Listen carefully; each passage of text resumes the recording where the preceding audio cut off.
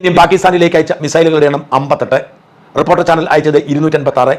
India വെടിവെച്ചിട്ടത് Pak വിമാനങ്ങൾ 4. Reporter വെടിവെച്ച് താഴെയിട്ടത് 114. India ആക്രമിച്ച പാകിസ്ഥാൻ തുറമുഖങ്ങൾ 1. റിപ്പോർട്ടർ വളഞ്ഞിട്ട് ആക്രമിച്ചത് 12. പണിയെടുത്ത് തിന്നണമെന്നൊക്കെ ആഗ്രഹമുണ്ട് സാറേ, പക്ഷെ പറഞ്ഞു പറ്റിച്ച് തിന്നാലേ വായിന്നിറങ്ങുള്ളൂ. ശീലായിപ്പോയി. ഇന്ത്യയിലെ എയർപോർട്ടുകളിൽ സുരക്ഷ വർദ്ധിപ്പിച്ചിരിക്കുന്നു. അവിടെ പോകുന്ന യാത്രക്കാർ പുതിയ പ്രോട്ടോകോൾ പാലിക്കണമെന്നായിരുന്നു പ്രസ് റിലീസ്. അരുൺകുമാർ അപ്പോൾ തന്നെ പൊട്ടിത്തെറിച്ചുകൊണ്ട് ഫുട്ബോൾ കമന്റേറ്ററെ പോലെ രംഗത്ത് വന്നു.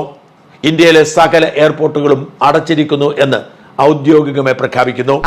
തട്ടിപ്പാണല്ലേ, നാട്ടുകാരെ മുഴുവൻ പറ്റിച്ച് നട്ടപ്പാതിര പട്ടാപ്പകലാണെന്ന് പറഞ്ഞു ഫലിപ്പിക്കാനുള്ളതിന്റെ ശേഷിയുണ്ടല്ലോ. പാകിസ്ഥാൻ എന്ന രാജ്യം തീർന്നു, ഇനി അവർ ഭൂമുഖത്തുണ്ടാവില്ല എന്ന് അജിത് ഡോവൽ പറഞ്ഞു എന്നതായിരുന്നു ഡോക്ടർ അരുൺകുമാറിന്റെ ഒരു ബ്രേക്കിംഗ് ന്യൂസ്. പിന്നീട് അത് ഫേക്ക് ആണെന്ന് തിരിച്ചറിഞ്ഞപ്പോഴും തിരുത്താനോ മാപ്പ് പറയാനോ അരുൺകുമാർ തയ്യാറായില്ല. നടക്കാത്ത കാര്യങ്ങളല്ലോ താനാ തീപ്പന്തലിൽ എഴുതുന്നത്.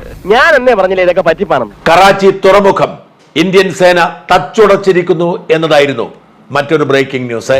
പറഞ്ഞ വിശ്വസിക്കൂ? ഇല്ല, വിശ്വസിക്കില്ലേ? എന്റെ മതി, നിന്റെ ചായ കുടി. അഹങ്കാരി എന്താ നീയൊക്കെ? വലിയ കാർഗോ വിമാനം ഇതാ പാകിസ്ഥാനിൽ ലാൻഡ് ചെയ്തിരിക്കുന്നു എന്നായിരുന്നു മറ്റൊരു വാർത്ത. ഇയാളെ ഇനി നമ്മൾ വിശ്വസിക്കൂല. കള്ളെ കാട്ടുകളെ അല്ലറ ചില്ലറ പണി ചെയ്ത് കഴിയുന്ന ഞങ്ങളെപ്പോലുള്ള മലയാളികളുടെ പേരൂടെ തന്നെപ്പോലുള്ള അലവലാദികൾ വന്ന് നാറ്റിക്കും. ഇത്തരം ഒരുപാട് വാർത്തകളിലൂടെ റിപ്പോർട്ടർ ചാനൽ സ്വയം നാണം കെട്ടിട്ടും റേറ്റിംഗിൽ തങ്ങൾ തന്നെയാണ് മുമ്പിൽ എന്ന് പറഞ്ഞ് ആശ്വസിക്കുകയാണ്. എങ്ങനെയുണ്ട് എന്റെ ട്രീറ്റ്മെന്റ്? അയ്യോ, മൊയിലാളി ആര്? കള്ളനല്ലേ, പെരുങ്കള്ളനല്ലേ.